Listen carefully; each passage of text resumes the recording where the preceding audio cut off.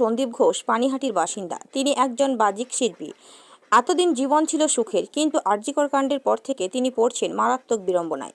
আরজিকরের প্রাক্তন অধ্যক্ষ সন্দীপ ঘোষ নিয়ে সামাজিক মাধ্যমে সোচ্চার সকলেই। এর মধ্যে আবার যাদের নাম সন্দীপ ঘোষ, তারাও পড়ছেন নাম বিড়ম্বনায়।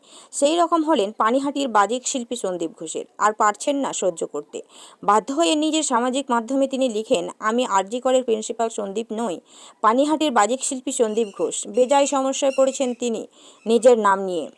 বন্ধু এবং প্রতিবেশীরা সবাই ট্রোল করছেন আরজিকর হাসপাতালের প্রিন্সিপাল সন্দীপ ঘোষ নিয়ে। আর তিনি যেই সন্দীপ ঘোষ নন, এটা তার বোঝাতে প্রতিদিনই হিমশিম খেতে হচ্ছে। আবার অনেকেই এসে তার সামাজিক মাধ্যমে